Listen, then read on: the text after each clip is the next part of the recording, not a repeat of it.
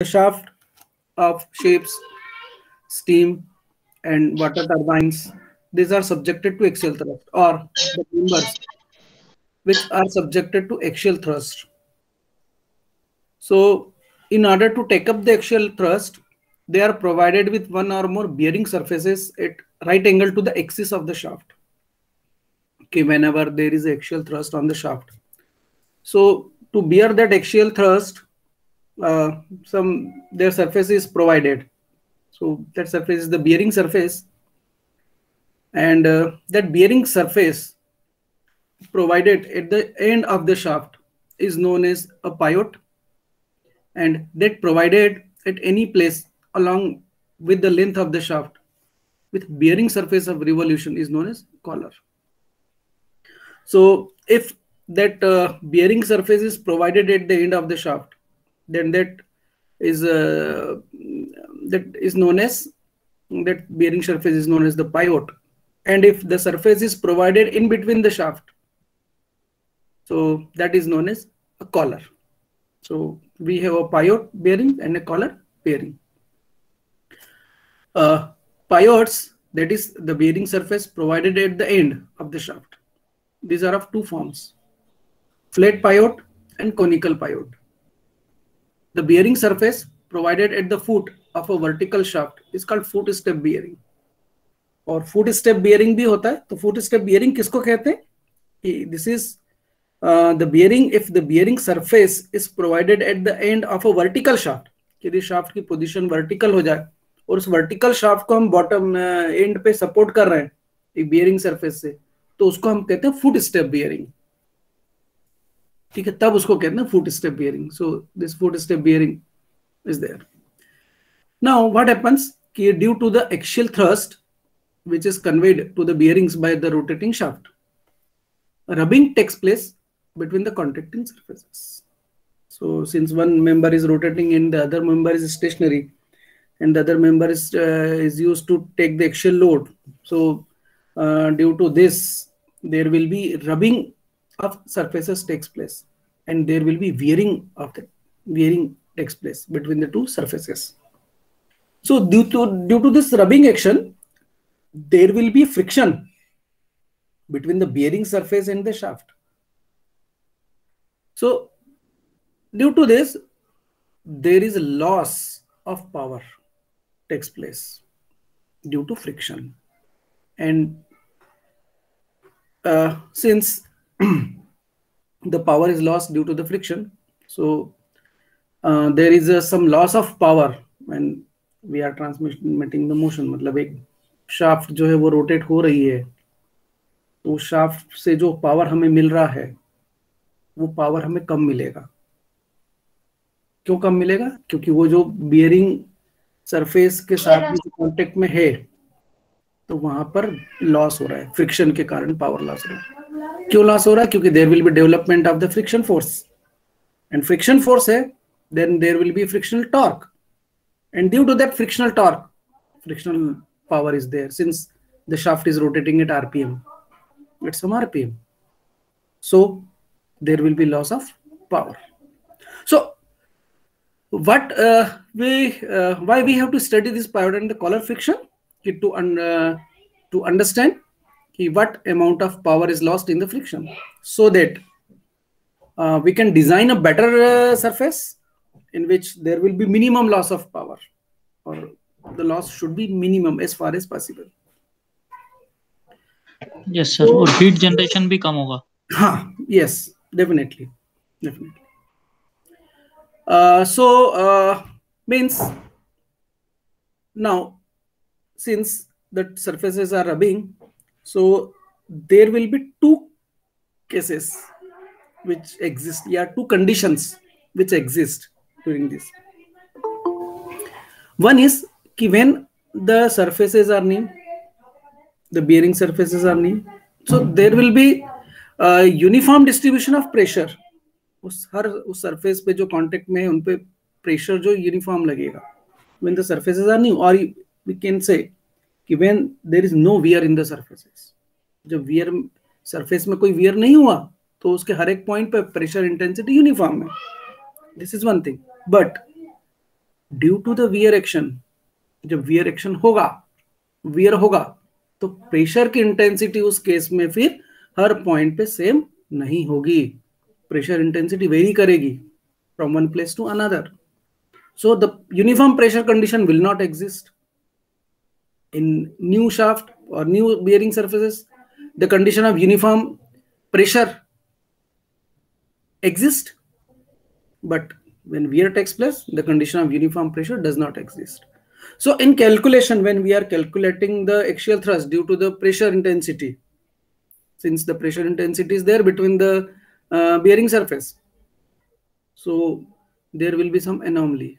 When the surfaces are new, we are getting some value of power lost, and when surfaces are old, we are getting different value of power lost. So for that, the rate of wear is considered in that case.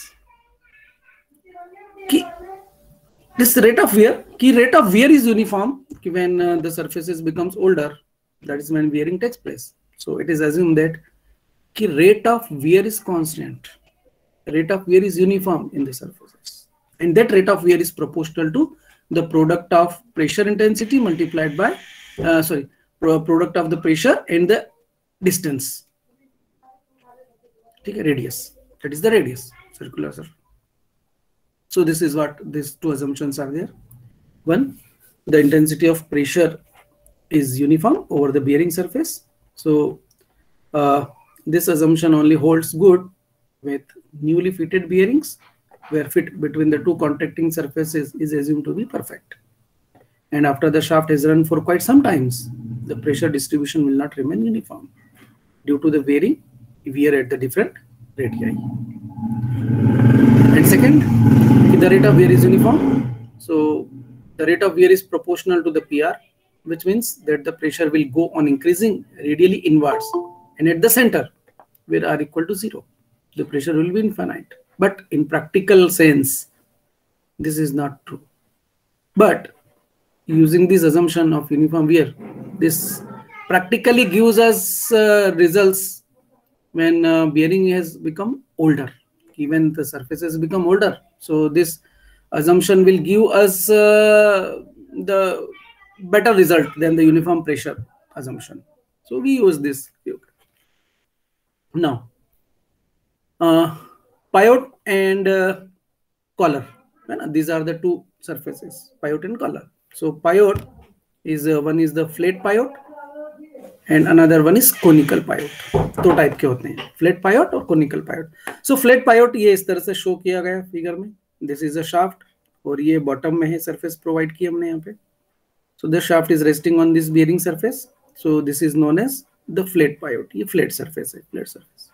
So the radius of this flat surface is R. ये R. Shaft radius R है. So this is R. ये axial load W act कर रहा है. And conical pivot, this is conical pivot. Conical pivot. ये conical pivot. So this is of this form. ये इस form का है. ठीक है. So this is a conical pivot. The cone angle is 2 alpha and semi-cone angle is alpha. ये है. और this is the radius. ये this is inner radius and this is outer radius. If it is a truncated conical pivot है तो truncated conical pivot is there. So it is starting from here to end here. So this is the internal radius and this is the external radius. The internal radius and this is external radius. ठीक है. Similarly, collar is also the flat collar and conical collar. Let me show you. Yes. Yeah. ये collar है, shaft के बीच में, end पे नहीं. So these are number of collars. Now collar number 1, collar number 2, collar number 3. So this is collar, flat collar.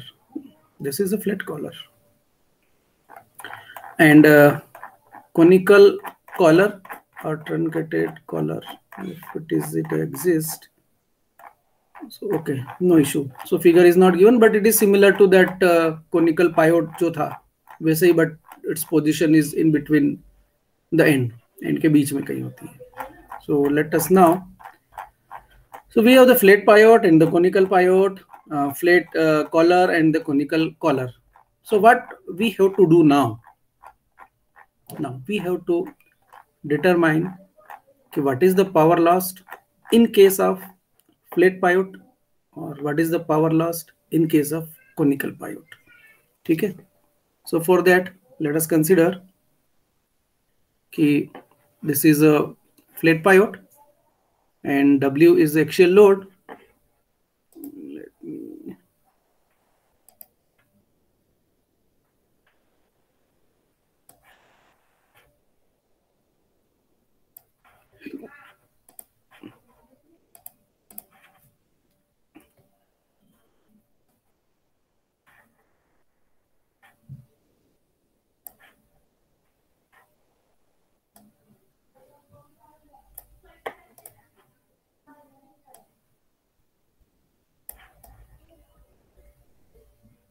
okay.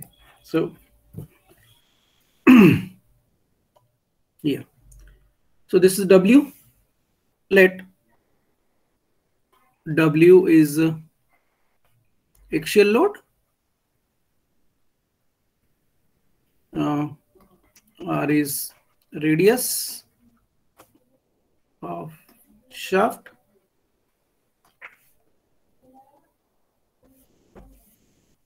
So what we have to determine this torque and determine the power.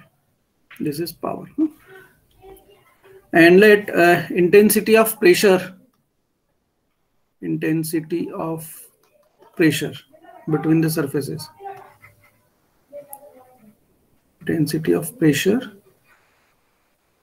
between the surfaces is P. ठीक है, जो भी unit है कि axial load in newton में है, radius mm में है, so this P is in Newton mm square, whatever may be the unit. So to determine this torque and the power lost, and that this is shaft is rotating at n rpm. n rpm पे rotate हो रही है. So for doing this, let us consider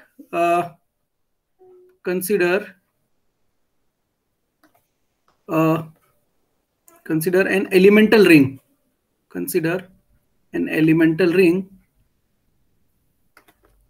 of thickness dr at radius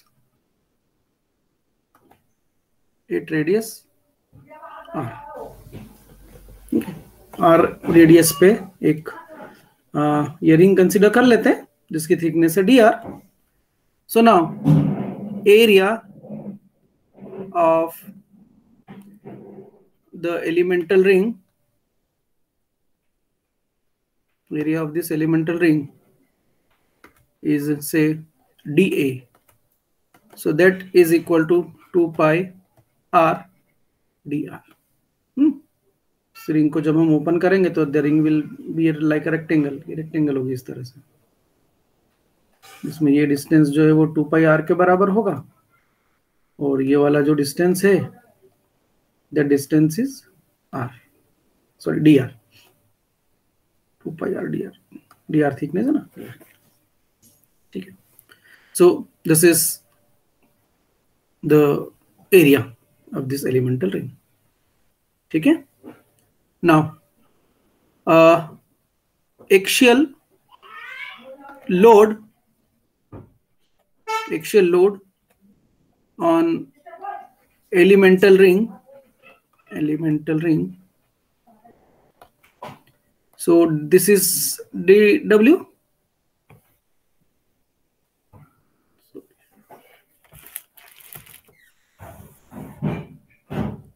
So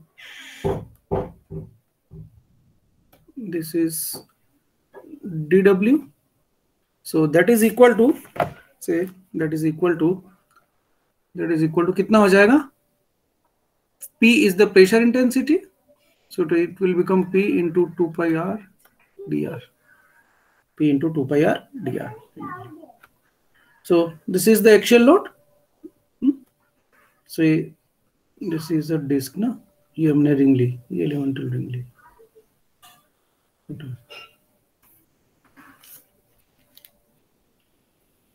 तो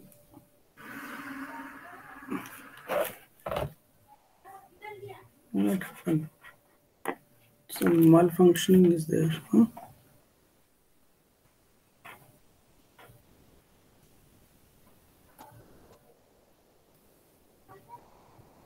We are connected now. Yes, sir. Okay. So I think my pen tablet is malfunctioned. Let me pull out this.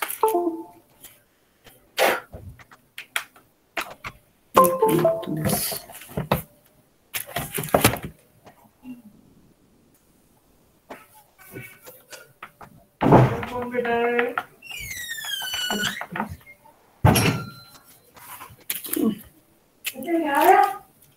I think जो है मेरा pen tablet कुछ माल function हो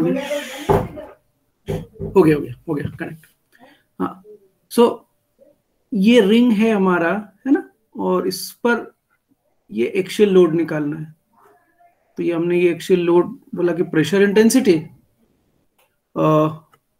this dw is equal to pressure intensity multiplied by area. ये वाला जो area है, ये एरिया. तो this area is 2 pi r dr हमने करा, ठीक है.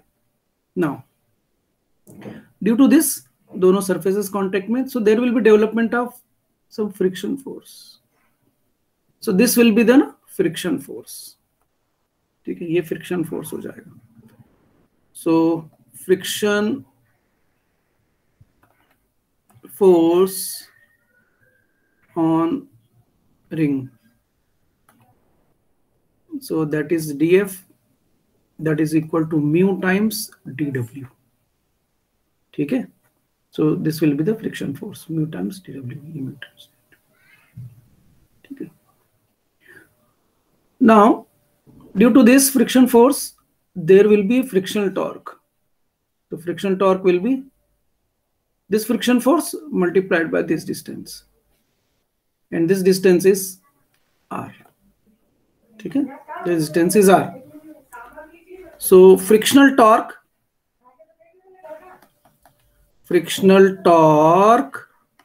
dt, frictional torque is dt. So that dt is r into df, the friction force, that is equal to r into mu into dw, or that is equal to dw is what? dw is p into 2 pi r dr. So it will be p into 2 pi r, है ना. ये r और ये mu अभी बाकी यहाँ पे, dr भी यहाँ 2 pi r, p into 2 pi r dr. So it will be pi r square mu or dr.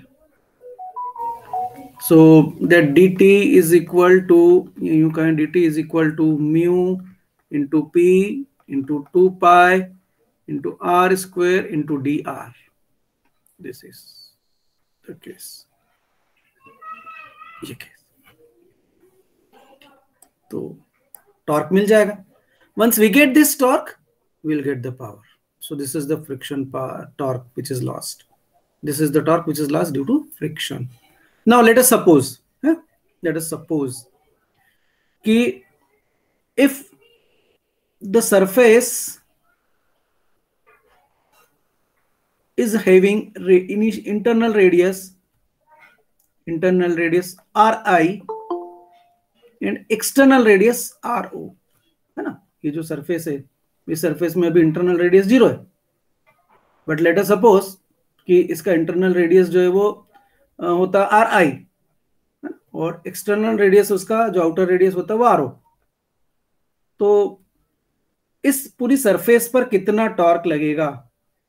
What will be the torque which will act on the surface? So we can find out the total torque. निकाल लेंगे.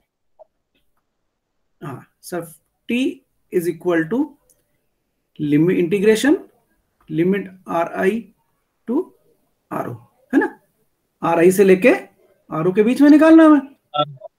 सो Yes, r sir. I to r o कितना होगा, d t, ठीक है, and d t is what, this is r I R o mu p 2 pi r R square square DR.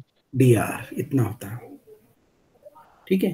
अब ये torque है तो ये निकल जाएगा जब हम ये चीजें यहां पर रखेंगे कि this is the expression for the torque, this we have to determine, but in this relation there is a parameter which changes, कि इस एक्सप्रेशन में आप देखें तो there is a p, pressure intensity, that pressure intensity varies, ये depend करती है surface condition पे, ये डिपेंड करती है सरफेस कंडीशन पे कि व्हेन सरफेसेस आर न्यू, कोई वियर नहीं हुआ, Yes, sir. तब तो यूनिफॉर्म होगा. constant रहेगी, तब तो यूनिफॉर्म रहेगी, तब ये सब चीजें कांस्टेंट हो जाएगी, ये यहाँ फिर आर का हम इंटीग्रेशन करके ये लिमिट पुट करके फाइंड आउट कर लेंगे। लेकिन ये चेंज हो रही है, तो अब चेंज हो रही है तो हमारे पास में दो अजम्पशन हम लिए हैं। Number one, uniform pressure assumption, uniform pressure assumption, uniform pressure assumption, or in short we write it UPA or UPT, uniform pressure theory, इसको ये भी कहते हैं, यूनिफॉर्म प्रेशर assumption और यूनिफॉर्म प्रेशर थ्योरी, ठीक है। तो चलो इसको ले लेते हैं। So let's find out. So uniform pressure means P is uniform, तो जब P यूनिफॉर्म हुआ है ना, P यूनिफॉर्म हुआ, it means we can find out, मतलब यहां पर हम we can also find out the axial load, that axial load is integration r i to r O P into 2 pi into r into D r. तो इस case में uniform pressure assumption में W is equal to integration r I R O P into 2 pi r d are. So that is equal to P बाहर चला गया, uniform है, 2 पाई भी बाहर चला गया, कांस्टेंट है, r i to r o, integration हो जाएगा आर डी आर। इसका इंटीग्रेशन आर डी आर का हुआ P इंटू 2 पाई, आर का इंटीग्रेशन क्या हो गया, r square by two, r square by two in limit r i to are.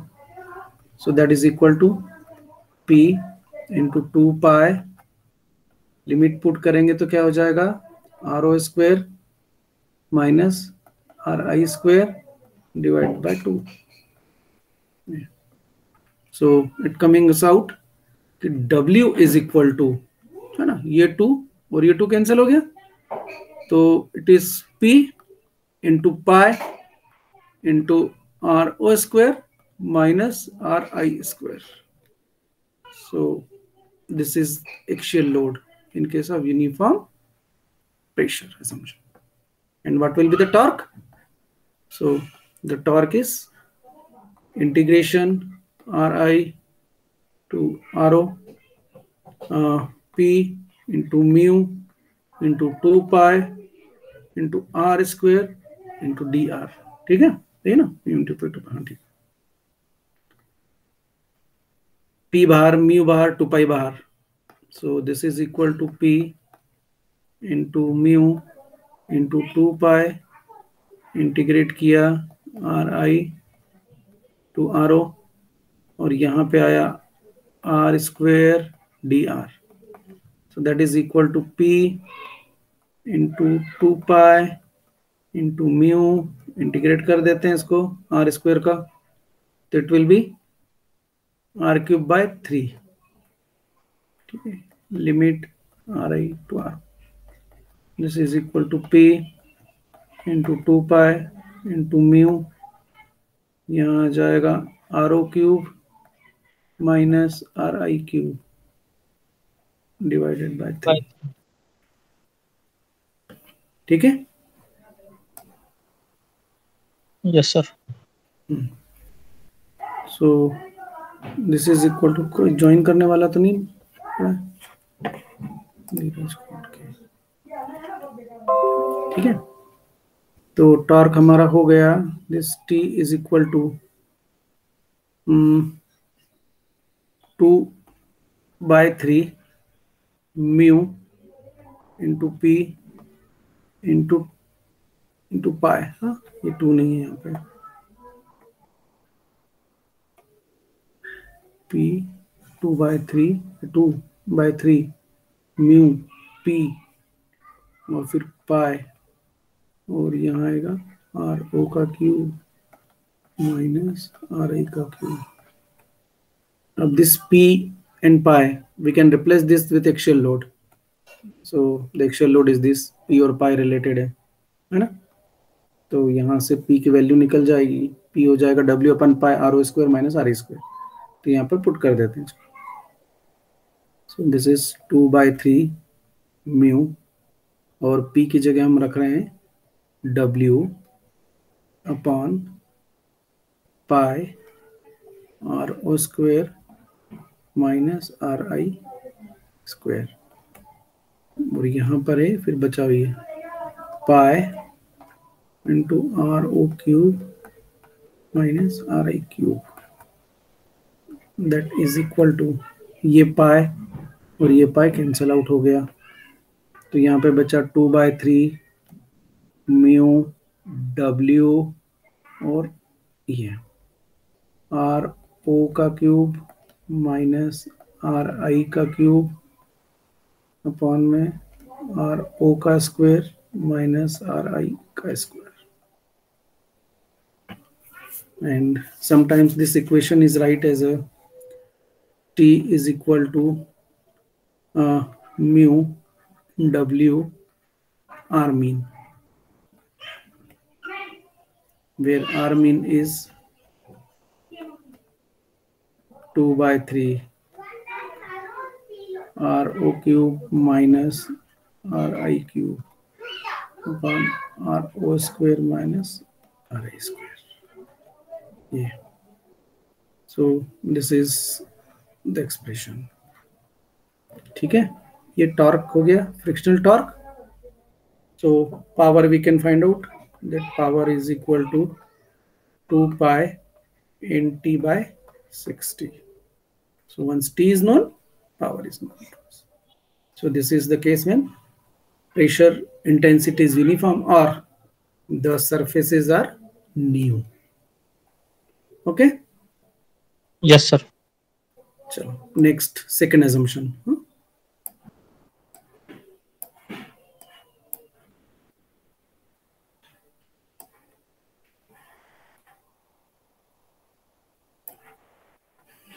Second assumption. So assumption number 2, uniform wear assumption. Uniform wear assumption. Uniform wear UWA or uniform wear theory UWT also. निकाल लेते हैं, इसमें क्या रहेगा, rate of wear is constant proportional to PR। ठीक है, और P into R is equal to constant. It means P1 R1 is equal to P2 R2 is equal to P3 R3 is equal to and so on. ये assumption का मतलब है यहाँ पे।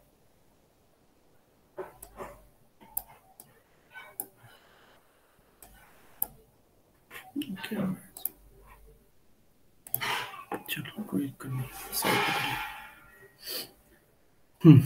तो यहाँ पर क्या हो गया, P into R is equal to constant हो गया C, so W is equal to integration RI to RO dw, that is ri to ro. dw is what? P into 2 pi r into dr. ठीक है, so here p change हो रहा है, so p into R is equal to C. तो यहाँ पर जो है p की जगह हम रखेंगे c बाय r.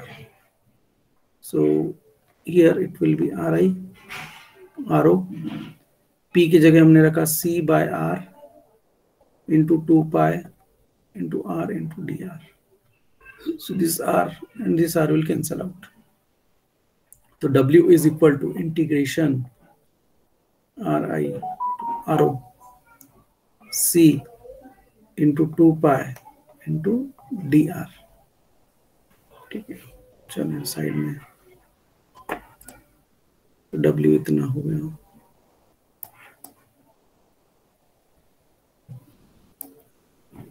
ठीक है, सो W is integration RI RO C into 2 pi into D R.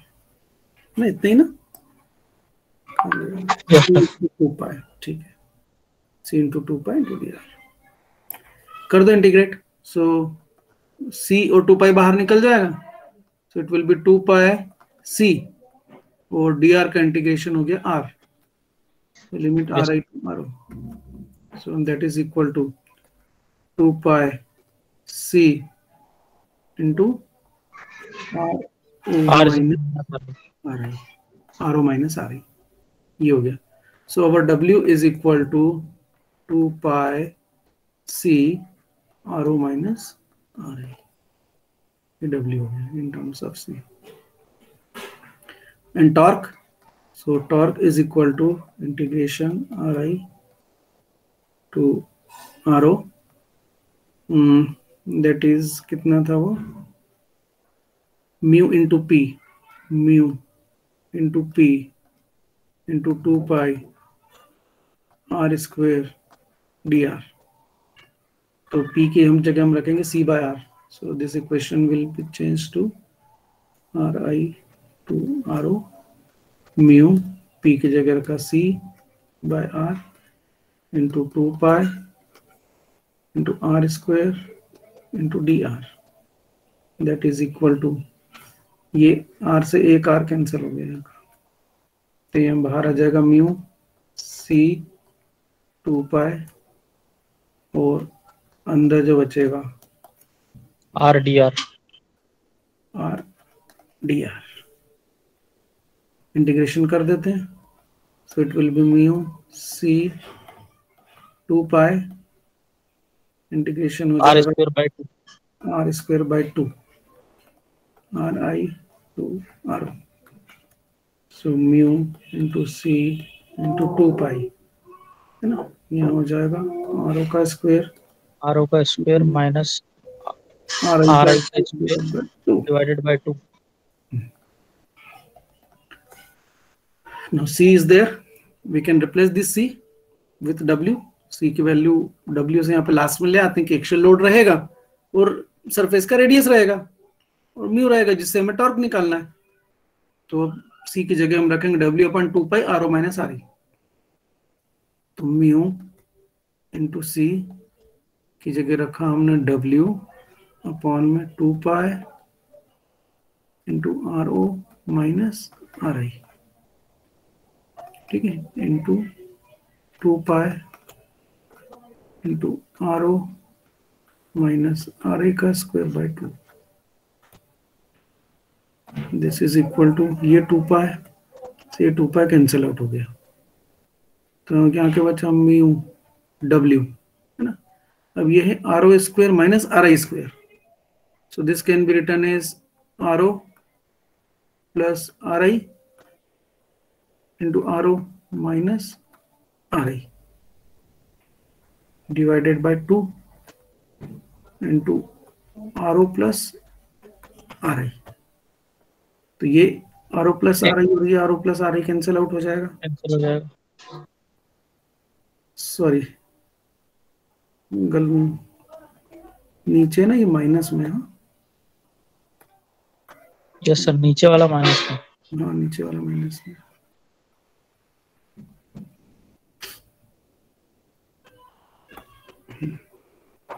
W into RO plus RI into RO minus RI और नीचे 2 RO माइनस RI।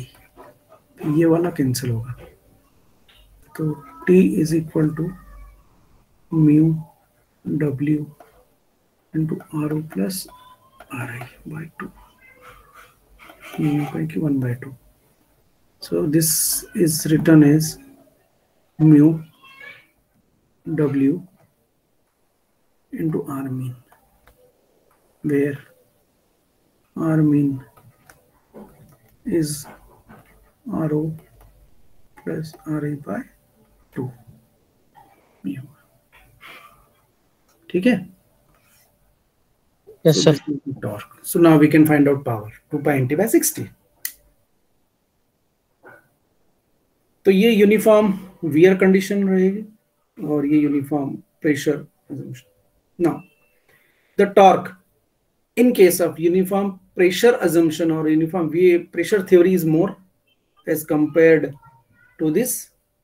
देखो यहाँ पे आर मीन कितना इतना है और यहाँ पे आर मीन कितना है इतना है। So this R mean is greater than this R mean. So it means इतना लॉस हमेशा यहाँ पर रहेगा, किसी भी कंडीशन में इतना लॉस तो रहेगा ही, पर जब नया होगा तब लॉस कम रहेगा। ठीक है। सो अब हमें क्या करना है, जब हम when we talk about for the safe design purpose कौन सा एजम्पशन यूज करें। सो फॉर डिजाइन एजम्पशन की बात करें कि डिजाइन पॉइंट ऑफ व्यू से यदि हम बात करें तो हमें कोई जब लॉस हो रहा है ना, किसी चीज में लॉस हो रहा है, तो उस लॉस को हमें क्या करना होता है, मिनिमाइज करना होता है। यस, मिनिमाइज करना होता है। There will be maximum value जिसको मिनिमाइज करना है। तो इस केस में मैक्सिमम वैल्यू क्या है, सो दैट में मैक्सिमाइज टॉर्क वैल्यू लग रहा है हमारा। तो यहां पर पाइवट और कॉलर फ्रिक्शन में जब भी हम कैलकुलेशन करेंगे, so by default it will be uniform pressure assumption। ठीक है, because that is the safest result will give. तो वो हमें क्योंकि मिनिमाइज करना है उसको, ठीक है, क्योंकि लॉस है तो लॉस हमें मैक्सिमम मालूम होना चाहिए जिसको हम मिनिमाइज कर सकें। ठीक है। So this is the case of a pivot, flat pivot जिसमें R1 और R2। अब कोनिकल पायोट, सो मैं आपको समझा देता हूं यहीं पर से, क्योंकि अब हमें प्रोसीजर समझ में आ गया तो एक्सप्रेशन में थोड़ा सा चेंज आएगा, कोई उसमें चेंज नहीं होगा, है ना, बहुत ज्यादा चेंज नहीं होगा। So let's understand. अब ये वाले केस में क्या था, इंटरनल RI इक्वल टू 0 था, तो उसमें अपनी जो एक्सप्रेशन है जनरलाइज्ड, उसमें RI को 0 रख देंगे तो ये एक्सप्रेशन आ जाएगी।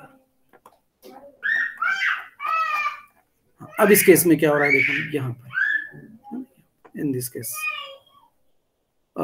Here this is the normal pressure intensity, जो नॉर्मल है वो यहाँ इस डायरेक्शन में लगेगी, तो फ्रिक्शन फोर्स विल भी हमारे इसके परपेंडिकुलर लगेगा, है ना, हमारे प्लेन ऑफ पेपर के परपेंडिकुलर, जो कि इसको टर्न करेगा। तो चेंज क्या होगा कि this is the normal load on the ring, जो रिंग पर नॉर्मल लोड एक करेगा dWn, दैट नॉर्मल लोड ये dWn, ये this normal load is P into 2 pi R dl हो जाएगा।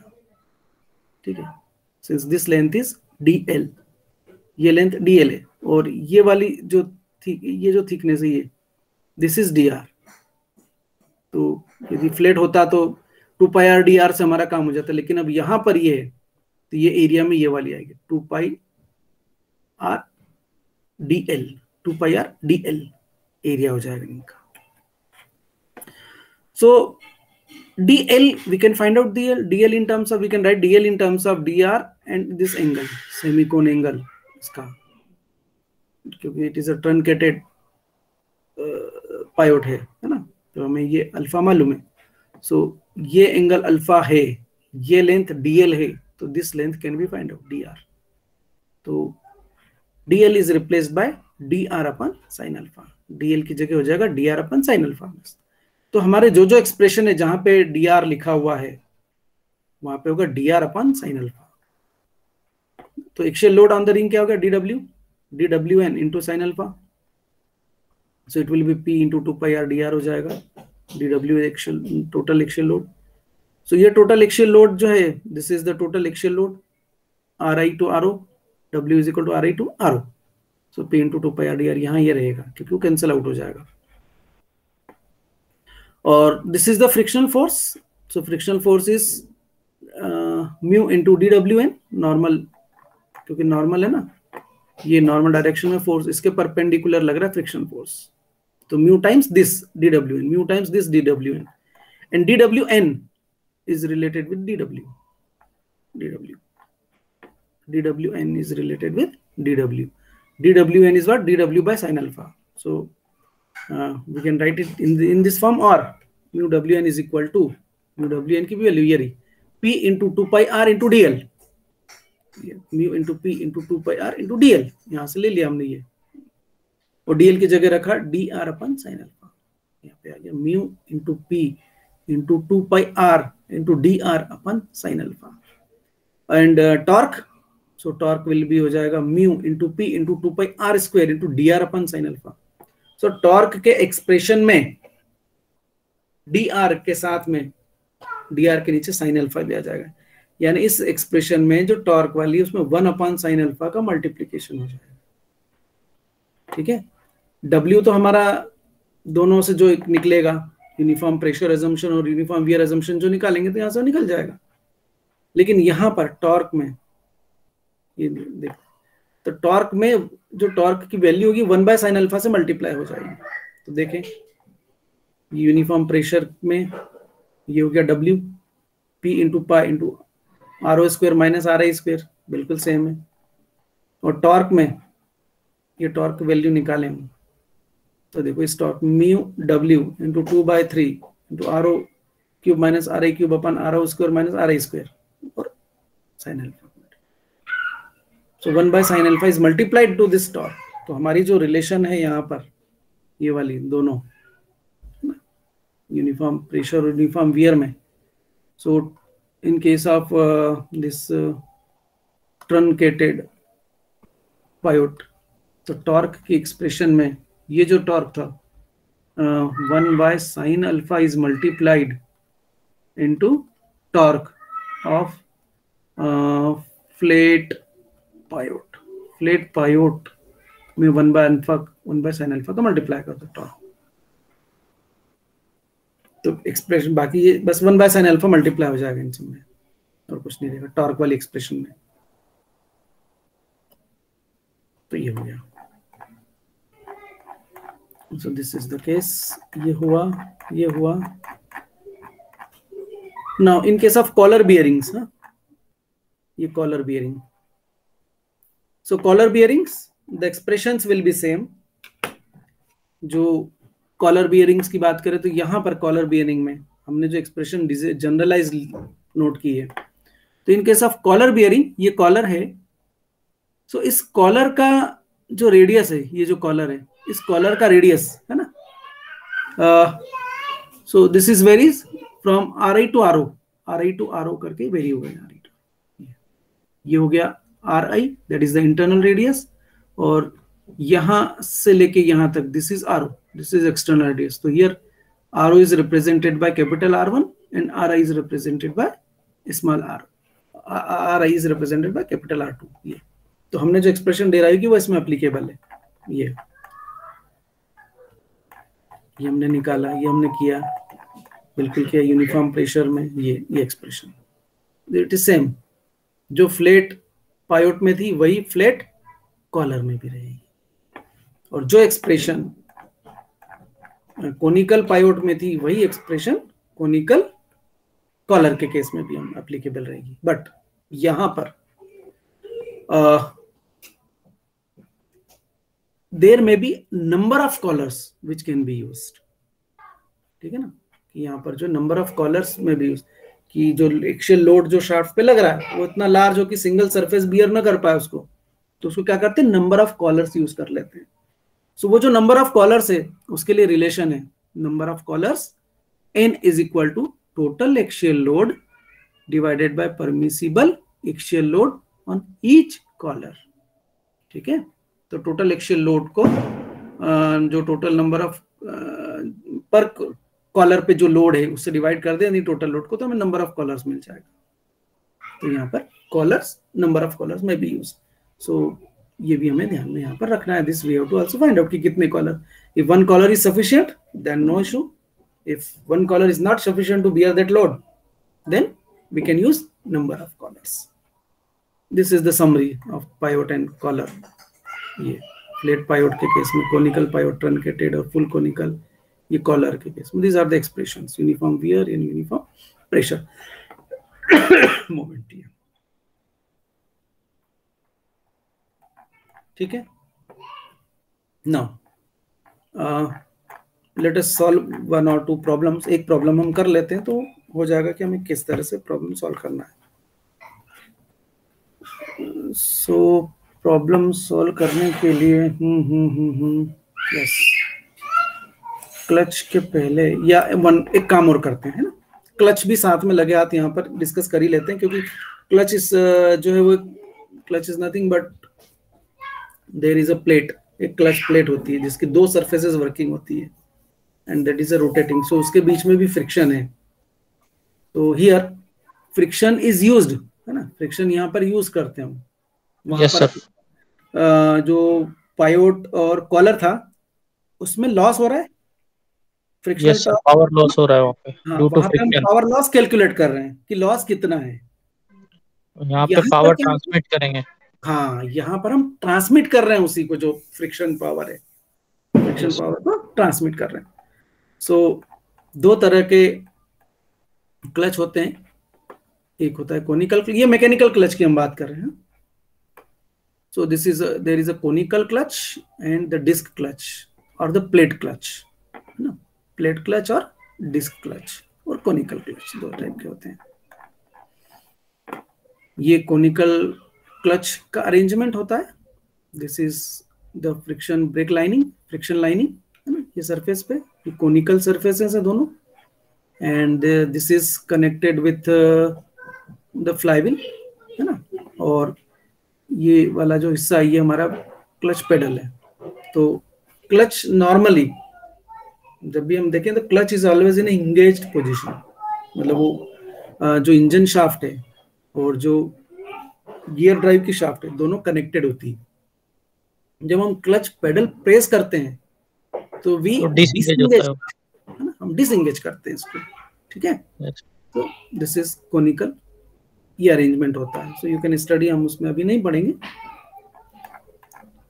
And in the disc clutch और the plate clutch there is a single plate clutch and there is a multi plate clutch, दो चीजें, single plate clutch and multi plate clutch.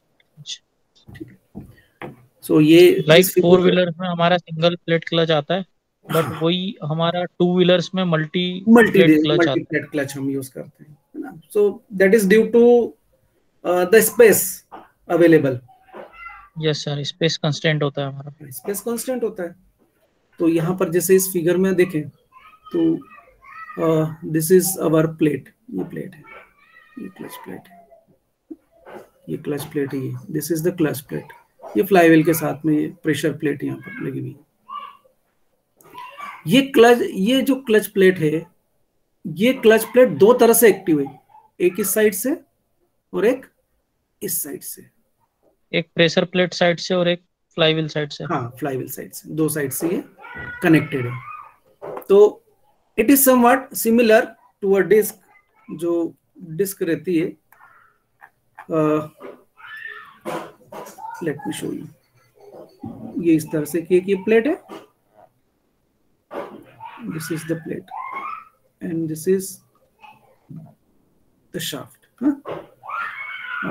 यहाँ से लेके यहाँ तक there is a friction lining on this side and there is a friction lining on this side also। यहां से भी देखें तो ये रही, और यहां से देखें तो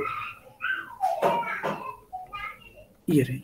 ठीक है, तो टॉर्क की एक्सप्रेशन, टॉर्क हम सिमिलरली ऐसे फाइंड आउट कर सकते हैं। This is the plate of a clutch which is having this internal radius and this external radius RO, internal radius RI। तो ये सरफेस पे हमें फाइंड आउट करना। तो ये जो हमने डेरिवेशन किया, this holds good for this also, but क्या चेंज होगा कि here the torque is equal to n times mu W army, mu W army. ठीक है, अब mu W army, yes sir. so what is n? So this n represent number of contact surfaces, number of contact surfaces। Contact surface. ठीक है, for single plate clutch ऐसे ये case, for single plate clutch, single plate clutch n is equal to 2। ठीक है, and for multi plate clutch, multi plate clutch n is equal to n1 plus n2 minus 1। ठीक, अब n1 plus n2 minus 1, what is n1 and what is n2? So here n1 is number of plates on driver side and n2 is number of plates on driven side, on driven side। ठीक है, तो total number of plate contacting surfaces जो होंगी वो n1 plus n2 minus 1। एक surface का loss होता है क्योंकि यहाँ पे जो प्रेशर प्लेट है उसके साथ में कनेक्टेड होती है, तो एक सरफेस का लॉस हो जाता है। So total number of surfaces in contact is n1 plus n2 minus 1 होती है। ठीक है, ये डिफरेंस है, बाकी एक्सप्रेशंस सिमिलर होंगे।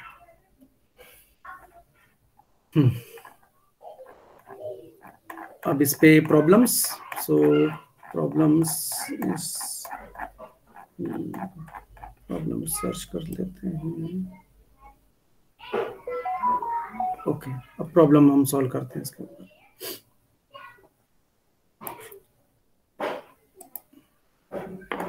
सो आई थिंक प्रॉब्लम इसमें होगी।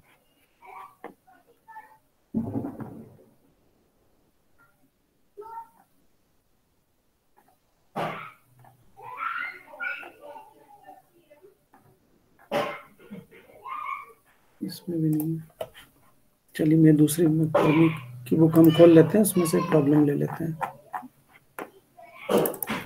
सो कौन सा चैप्टर आपको मालूम है खुरमी की बुक में?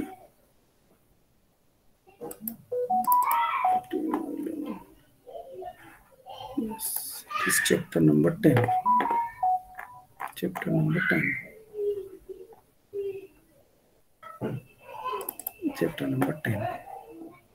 यस, हम यहाँ से निकालते हैं।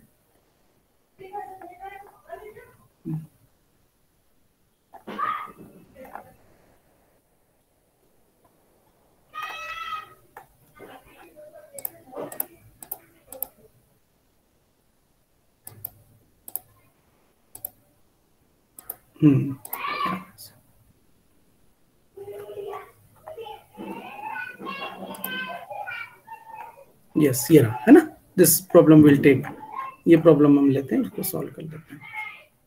So what I have to do, मैं कॉपी कर लेता हूँ और control C and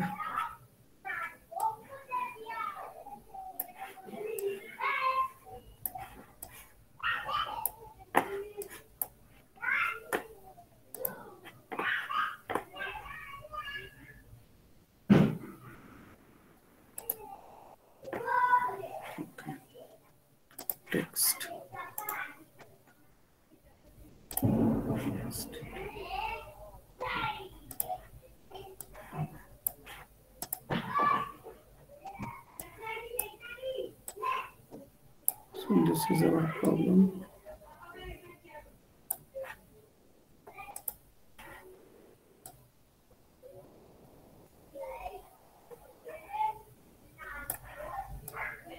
It is visible now?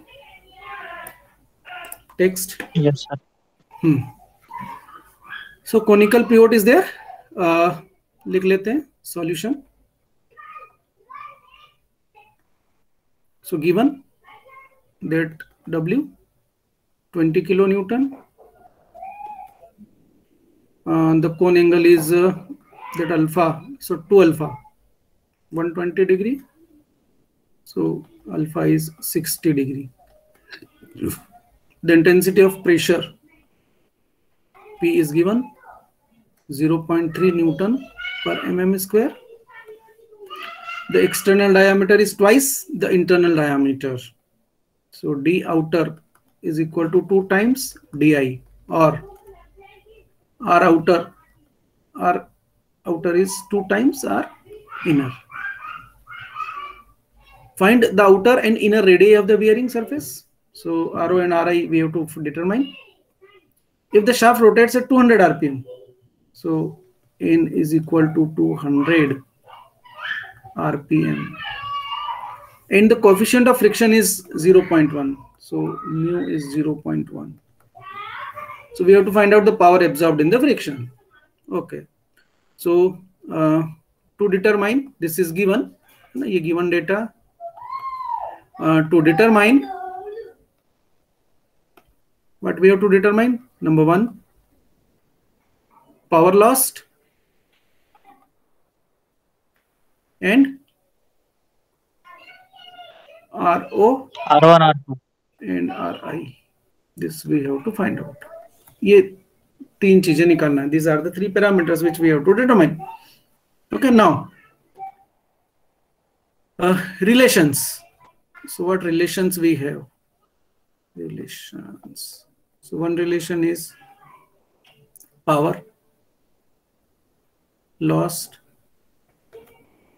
that is PO, is equal to 2 pi NT by 60. Okay, 2 pi NT by 60. So N is given 200 rpm. So once we have the value of T, we can find out PO. Okay.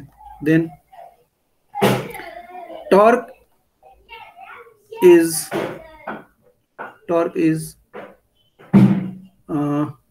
2 by 3 mu W RO cube minus RI cube upon RO square minus RI square,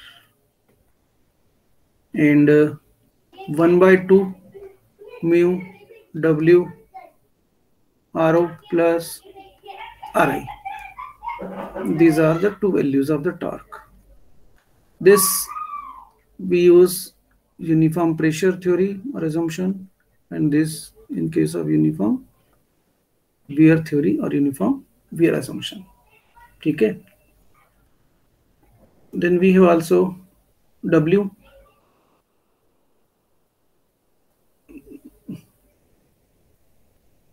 So that W is P into 2 pi RO square minus RI. 2 pi है या it is pi into P into pi into RO square minus RI square. अभी क्या निकाला था ना हमने? ये वाला है नहीं, this is not the case. ये वाला है.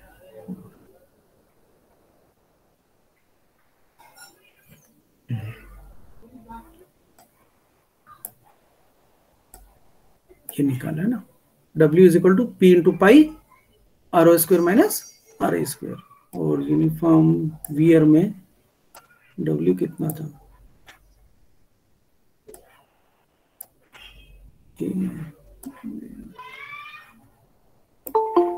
यूनिफॉर्म वियर में W 2 pi C है ना. W is equal to 2 pi C into RO minus RI.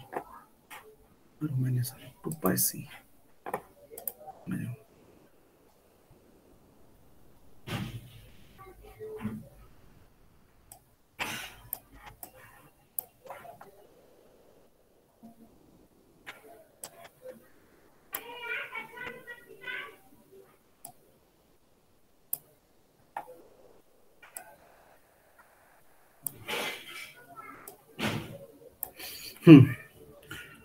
सो ये है p into pi into R O square minus are I square, और uniform wear में जो है w की वैल्यू होती है p into 2 pi into C into are O minus are I. ठीक है, तो ठीक है, ये चीज हो गई। हाँ, नाउ इन में से कौन सी थ्योरी का यूज करना है? So by default, if it is not mentioned in the problem, we have to use uniform pressure theory, uniform pressure. because that will give us maximum loss. तो it is a design criteria हमारे लिए uniform pressure से हम निकालेंगे कि maximum loss कितना है, फिर हम उसको मिनिमाइज कर सकते हैं इसी मीन्स से। ठीक है, तो विल यूज दिस। अब सॉल्व करते हैं, चलो अब निकाल लेते हैं। तो टी के लिए हमें यहां आना पड़ेगा, और यहाँ पे देखें तो आर ओ भी है, आर आई भी है, और म्यू भी है और डब्ल्यू भी है। So here in this expression mu is given, W is also given, and R O and R I के बीच में एक रिलेशन दी है। सो ये अननोन तो टी निकालना ही, और टी अननोन में हमें ये भी अननोन है, आर भी अननोन है इस एक्सप्रेशन से। तो देखें और कोई रिलेशन है जिसमें आर है, तो ये है डब्ल्यू, और इसमें इन दोनों के बीच में आर के रिलेशन है। तो सबसे पहले हम निकालते हैं, लेट्स फाइंड आउट डब्ल्यू और पी से आर ओ और आर आई की एक रिलेशन निकाल लेते हैं। So W is equal to P times pi R O square minus are I square. तो ये है 20 किलो न्यूटन का, मतलब ये 20,000 न्यूटन हो गया। पी हो गया 0.3 into pi into are O square minus are I square. ठीक है, so R O square minus are I square, so this is equal to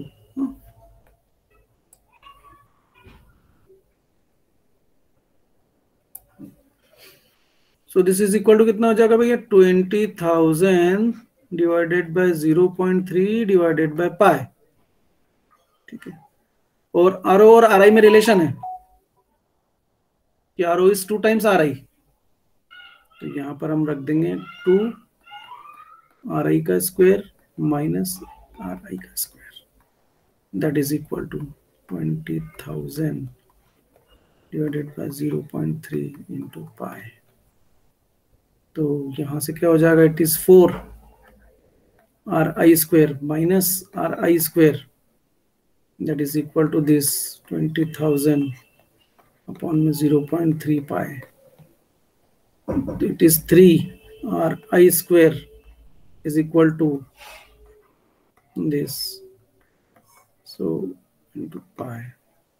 तो आर आई का square is equal to 20,000 upon में 0.3 into 3 into pi, और R I की value क्या हो जाएगी? Square root of this. ये वैल्यू कितनी आ रही? Just calculate this.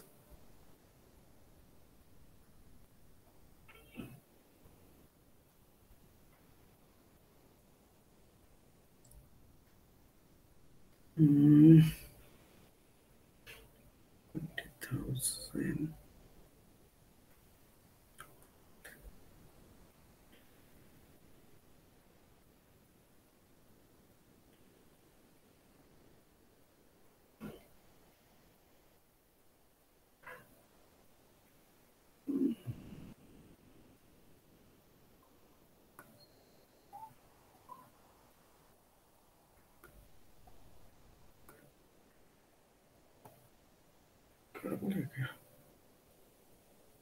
ऐसा क्यों?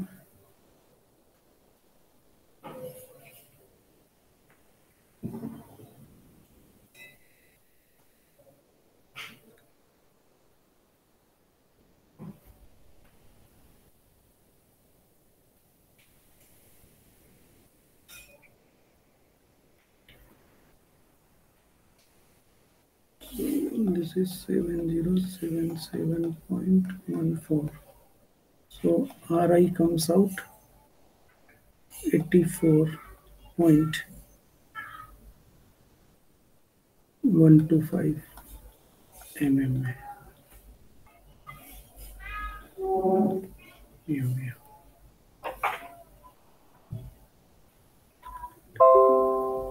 ठीक है, तो RO हो जाएगा 2 times Ri, that is equal to 2 into 84.125 mm.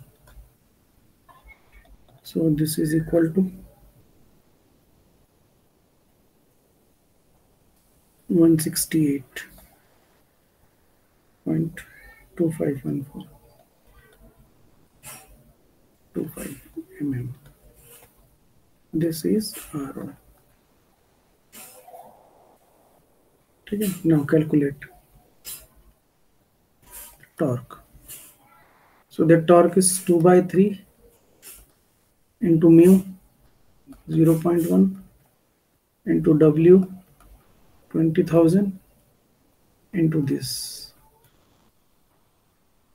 RO is 168.25 का क्यूब माइनस RI 84.12 का क्यूब डिवाइडेड बाय 168.25 का स्क्वायर माइनस 84.12 का square. So this is equal to torque. T is equal to, find out कर लेते हैं. There.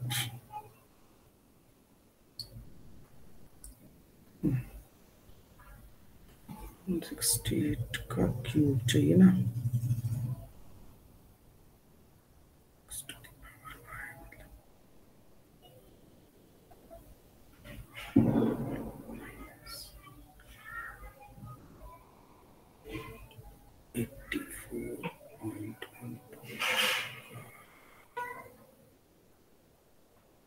ठीक है, this is 4167,709.28 divided by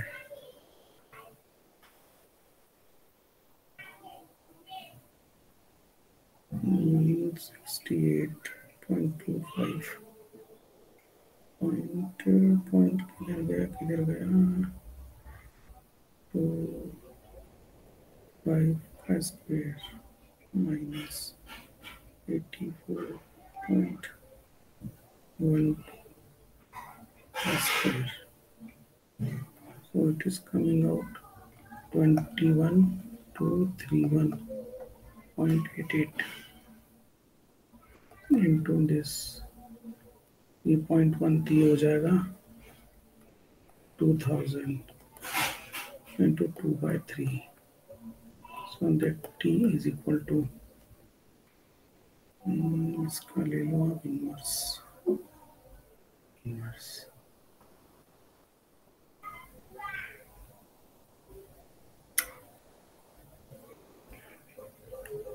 यहाँ पे आएगा 416709.28 divided by 21231.88 196.29 into 2000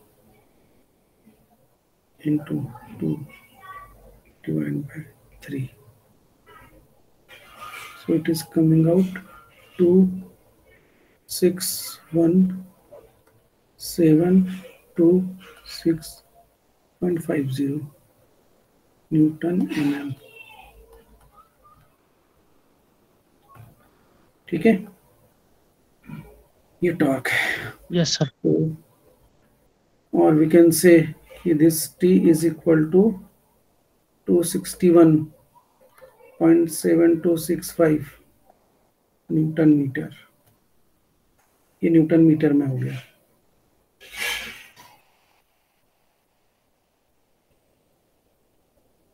is it okay ना? हाँ ठीक है। Now power lost, so P is equal to 2 pi n is कितना था भैया? n 200 RPM into T 261.7265 divided by 60 watt में। So this is equal to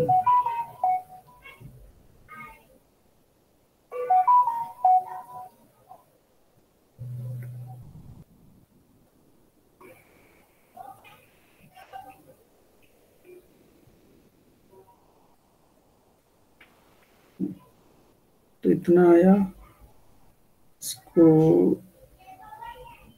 divide कर दिया 1000 से, 3 मीटर में कन्वर्ट हो गया, then it is multiplied with 2 multiplied with pi multiplied by 2 pi n t by 60. So it is 5481. Check the calculation here. What? Yeah, 5.482. 5.48 kilowatt. Kilowatt में। ठीक है, but just take the calculation की calculation is okay or not. But this is how we have to solve the problem. इस तरह से हमें problem पे attack करना है। इट्स अ सिंपल प्रोसीजर है ना। पहले जो दिया है वो लिख लो, क्या निकालना है वो लिख लो, फिर रिलेशंस कौन कौन सी उसको लिख लो, और फिर उन रिलेशन में देखो कि जो जैसे पावर निकालना है तो पावर में क्या 2 पाई एन टी, तो इसमें से एन दिया है क्या? दिया है। टी दिया है क्या? नहीं। तो टी के रिलेशन देख लो कि ये टी का रिलेशन है। इस टी के रिलेशन में this is given, this is given, ये दिया है क्या? इन तीनों में से देखो, ये दिया है, ये दिया है, लेकिन डब्ल्यू नहीं दिया, तो इसके रिलेशन देख लो यहाँ पे कि आर दिया हुआ है, आर ओवर आर आई, और पी दिया है, वो डब्ल्यू नहीं दिया है, तो इसके में कोई रिलेशन है क्या डब्ल्यू और पी में और आर में? तो एक रिलेशन ये भी हो, तो यहाँ से निकल जाएगा। तो इस तरह से ये निकालो, फिर ये निकालो, तो सारी चीजें निकल जाएंगी किसी भी तरह का प्रॉब्लम। ठीक है, ये था हमारा। Yes sir.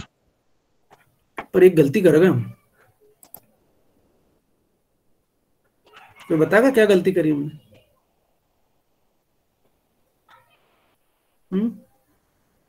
तो बताएगा क्या मिस्टेक की हमने? बहुत बड़ी गलती है, अभी पकड़ में आई कि ये कोनिकल पायोड था, और हमने जो अभी निकाला that is for the case of flat pivot. ठीक है ना। तो जो पावर, हाँ, जो पावर लॉस्ट है, उस पावर लॉस्ट में 1/sin अल्फा का मल्टीप्लाई कर दो यहाँ पे टॉर्क में। इस टॉर्क की वैल्यू में 1/sin अल्फा का मल्टीप्लाई यहाँ होगा, तो 1/sin अल्फा का मल्टीप्लाई यहाँ भी होगा। तो ये इसके अंदर multiply this 1/sin alpha, that is 1/sin alpha, यानी कोसेक अल्फा कर देंगे। हाँ,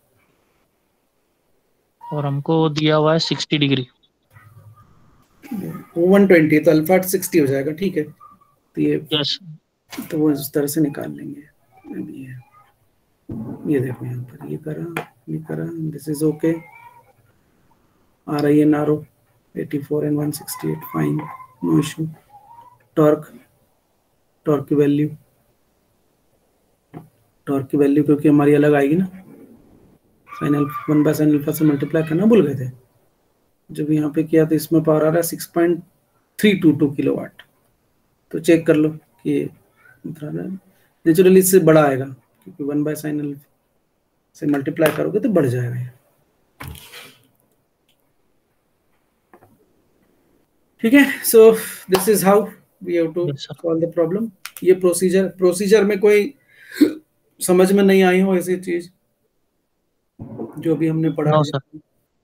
ठीक है, तो अब आज के लिए हम यही इसको फिनिश करते हैं। अब बाकी प्रॉब्लम्स आप करके देखना, otherwise we will Yes, sir. Discuss, कुछ टाइम मिलेगा हमें तो हम उसमें इसको कंटिन्यू कर लेंगे, या नया टॉपिक Yes, sir. जैसा भी। Now do one thing, type your name and roll number so that I can take your attendance.